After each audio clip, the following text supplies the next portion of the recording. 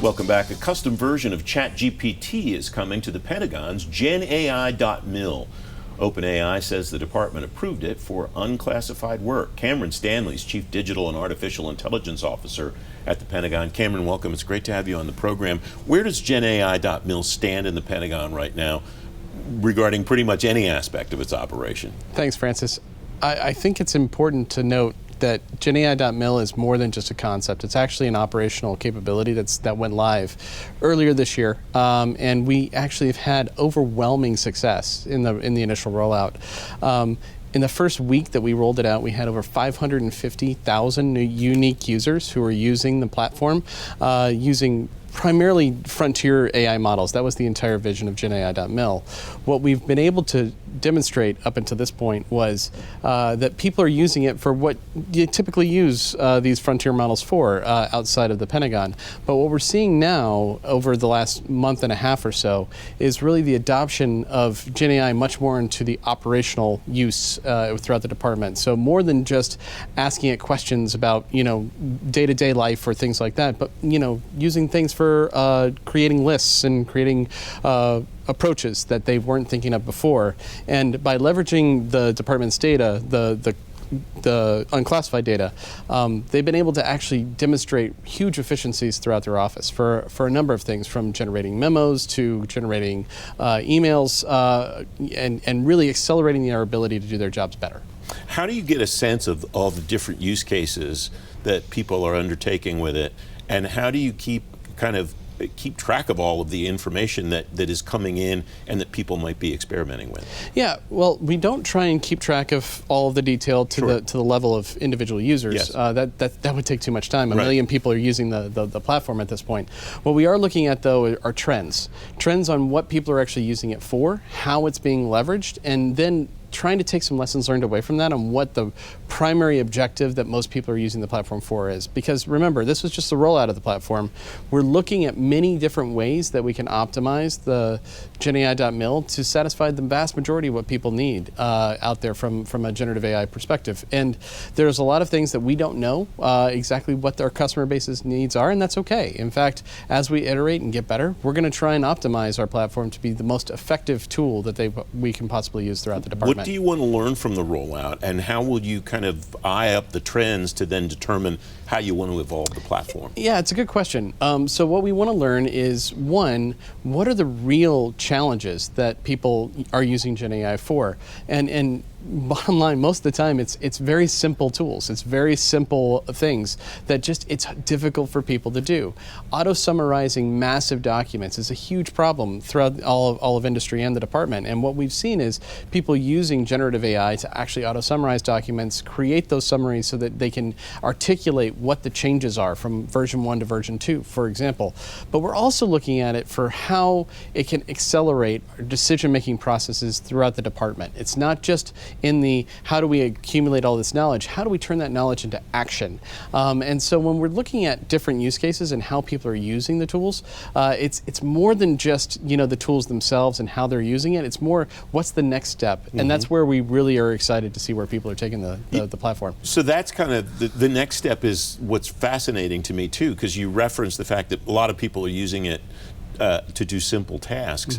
At what point do you expect to either see or encourage the use of GenAI.mil to do more complex tasks or to try tougher things? We're actually seeing that now. So initially, first couple weeks, they were auto-summarizing documents, like I said, creating memos, creating emails. Now what we're seeing is now people are asking it second and third order questions. And so what we're seeing, we don't see as many new users over time. We're now seeing the users that are on the platform now using it a lot more, and the density of their queries are going up. And that's really encouraging for two reasons. One, it shows that they're getting comfortable and familiar with the platform itself. They're also trying to find the limits and the boundaries of how they can use the system itself, which is really fascinating. As an AI professional, data and AI professional, it's always encouraging when the users show you what your tools can do versus you telling your users what their tools can do. And for us, that's the biggest sign of success, is now that people are asking us for additional capability, additional functionality, and we're looking to build that in throughout the roadmap of GenAI.mil. How are you kind of merging and integrating the idea of we want people to explore the boundaries, we want people to test the limits, but kind of keeping them within the governance and security guardrails that you need to keep them in an organization like the Pentagon. Yeah, a lot of that's already built into the technical implementation. So by having it in a secure unclassified environment, it allows us to really not confine them so much in what it is they're trying to accomplish, and it only gives the models access to that CUI level data that we wanted to have access to. That said, there's a lot of things in the model that we are finding encouragingly that actually are a lot more effective than we thought they were going to be. And so as our users are actually using the system more, we are learning more about what the systems can be. But those guardrails are already built in. That's part of the reason why we designed the system the way that we did. The other reason that we built it the way that we did was because we wanted to see just how far the users would take it, and they're showing us that it's got a long way to go in a good way. Are those effectiveness surprises things that you can talk about? I mean, outside of the general usage, what we are seeing is, like I said, the complexity of the taxes are growing up, and by having those follow-up queries, it's clear that most of the folks that we are working with do have a different perspective on what it is they're asking the models to do, but they're also learning what those models are doing. So I don't have any specific examples per se, but I do think what we are seeing is encouraging from just how they're using the system. I want to shift gears for a moment. The CDAO for a long time lived in a different part of the Pentagon, and now it is part of the Office of the Undersecretary for Research and Engineering. What's the significance in your mind of that move, and what does that enable maybe that your office was not able to do, or not able to do as well or as much of, or something else before? Yeah, and there's been a lot of talk about the move underneath Arnie, and I can't think of a reason why it's discouraging, to tell you the truth. From my perspective, if you look at the innovation strategy that the department has rolled out through Secretary Hegseth, it's clear that what they wanted to do was try and co-locate all of the innovative organizations into one organization underneath a chief technology officer, and that's the Undersecretary Emil Michael. That allows us to do multiple things. One, it allows us really the freedom to use our authorities to really demonstrate advanced research and engineering, advanced technology development, prototyping type aspects, which we could do before, but it wasn't our main effort. Now it is. The second thing that allows us to do is work horizontally across all of these different organizations within the innovation ecosystem. So if I have an issue with prototyping or something like that, I could go to DIU. If there's a issue that the Economic Defense Unit has that has a huge data problem, they can call me.